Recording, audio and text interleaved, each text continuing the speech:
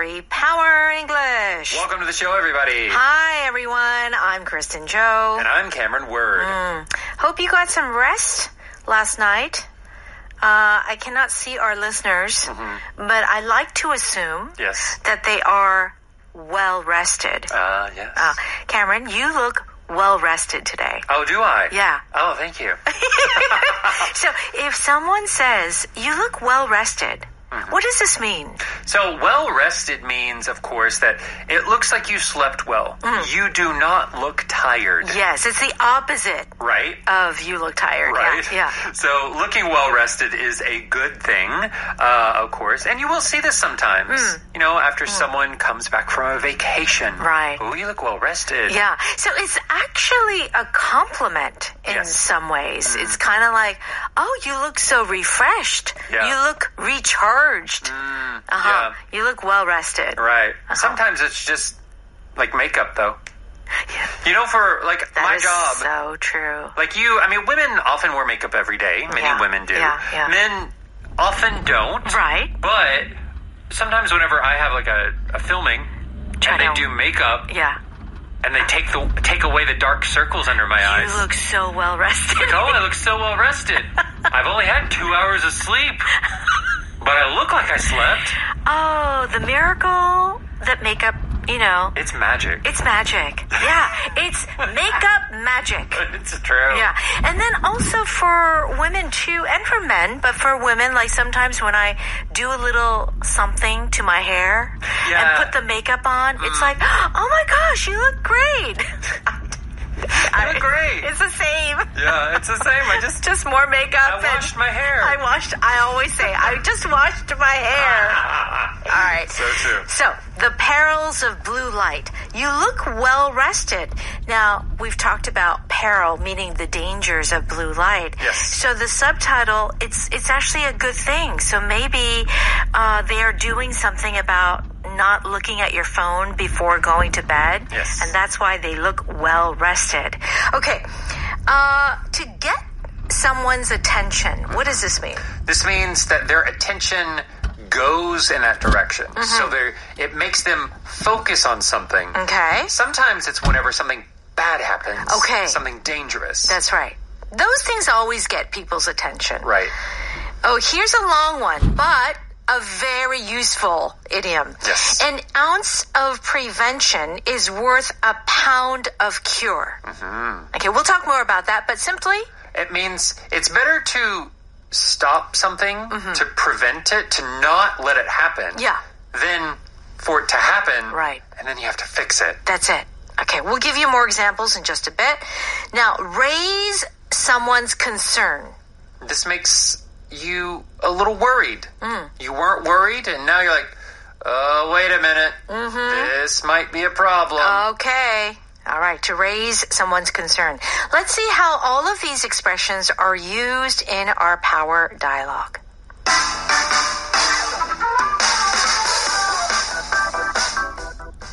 You look well rested. How are the blue light blockers working for you? Pretty well, but I did go even further and stopped working in bed at night, like you suggested. What changed for you?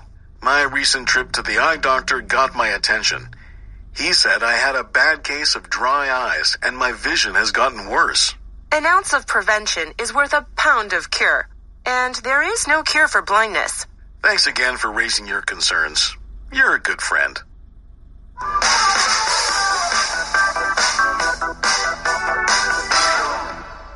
Okay, let's take a look at the dialogue on page 140. The perils of blue light. You look well rested. Marcella says, you look well rested. How are the blue light blockers working for you?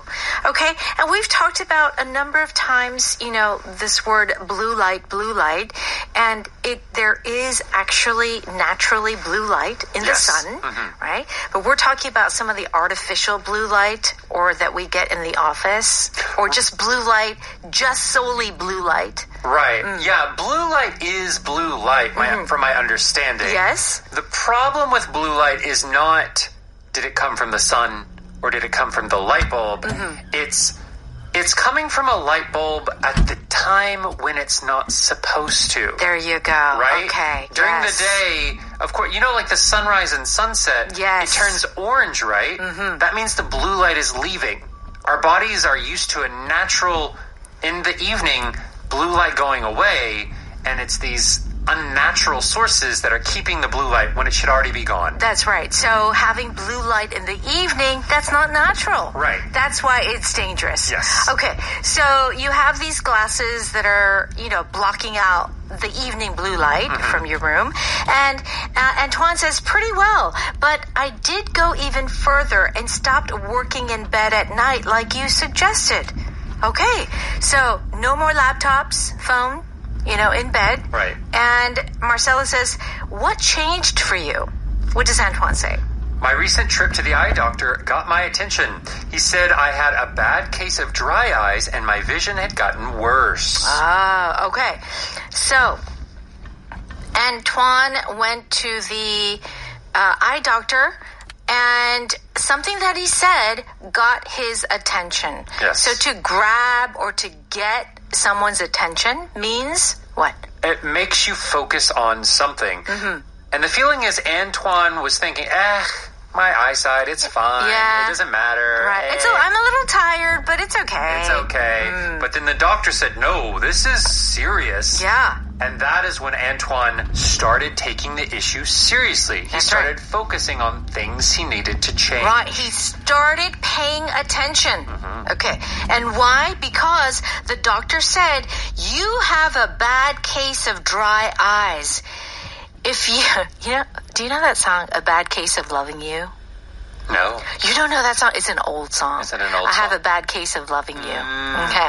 So when you have a bad case of something, yes. What is that? So this case means instance or example. Mm-hmm. And it's often used with conditions, illnesses, right. Diseases. Here, the problem, the symptom, is dry eyes. Yes. Right? Right. So a bad case of dry eyes. It means it's a serious example of it. Yeah, so I'm blinking my eyes as we speak. I know. I'm always afraid. They say most modern folks have dry eyes because they're always looking at the screen. Like blink, blink, blink.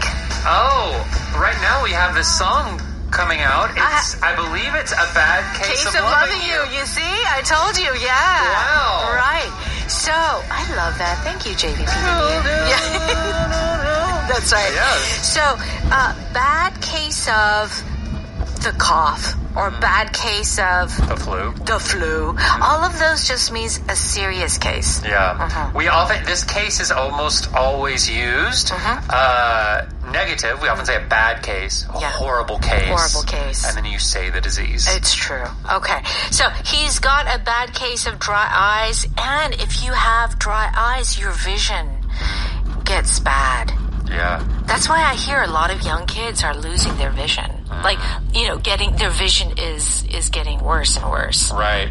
They used to say that reading too much made your eyes go bad. Right. Now everyone's on their phones. That's it. On their tablets. Okay, yeah.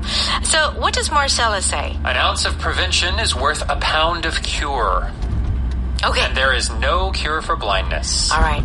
This is a very old expression, but a very useful one. An ounce. So now we have the metric system. We have liters and we have kilograms, but this is, in America, we've got ounce, we've got pound, right? So, these are measurements. Yes. An ounce of prevention. So, an ounce compared to a pound is much smaller. Yes. I think 16 ounces makes For a pound? Okay. Is it 8 or 16? I'm not sure. I can't remember. I'd have to check. But an ounce is much smaller than a pound. So what this expression is saying is that just a small amount of prevention, just doing a little bit to be careful, is so much better than waiting for a problem to happen. Yes. And then trying to fix it. Right. Right. So it's better to prevent it first before you even get it. Yes. Okay. Because once you get it, You may be able to fix it, but it will come at a high cost. That's right. An ounce, everyone, is about 28.35 grams. Okay. Okay. So pound, Much heavier. much heavier. Okay, all right. But that's not the important thing right here. It's just that just a little bit to prevent something goes a long way. All right, then Antoine says, thanks again for raising your concerns. You're a good friend. So as a friend, if you raise your concern, it's like saying what to your friend? You're trying to warn them or say, this worries me. In the end, Antoine gets to choose what he wants to do, right? He's an adult. Right. He's an individual. But Marcella, as a friend, is saying, hey, you can decide, but I want to let you know what's worrying me. That's right. So she is raising her concerns. Okay.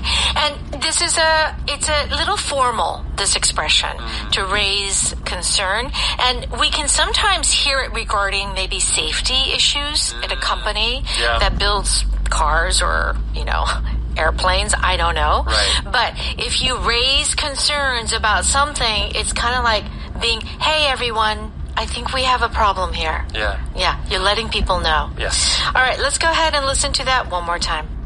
You look well rested. How are the blue light blockers working for you? Pretty well. But I did go even further and stopped working in bed at night, like you suggested. What changed for you? My recent trip to the eye doctor got my attention.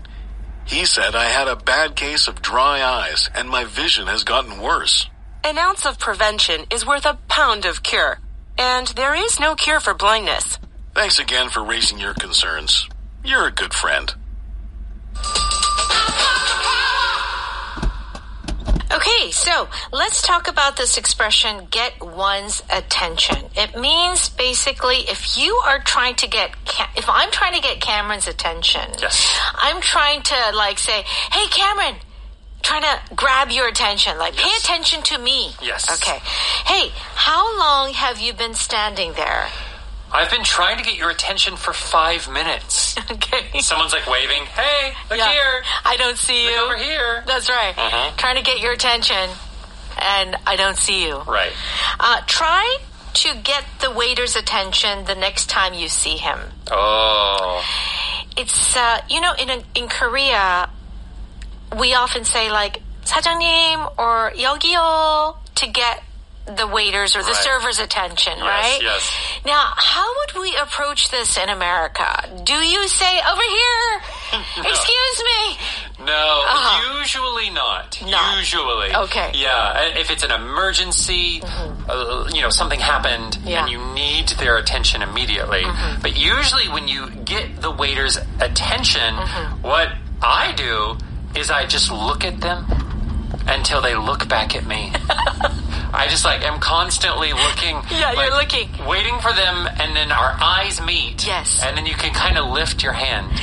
Exactly. And be like, hey, can you come here? Yeah. Please you kind of lift your hand, not very high, but just ever so slightly kind of a little wave. Yeah. If you do need to say something, where I'm from, we might say, if it's a woman, say ma'am. Yes. Or sir, if it's a man. Yes. I guess California, you might say miss, right?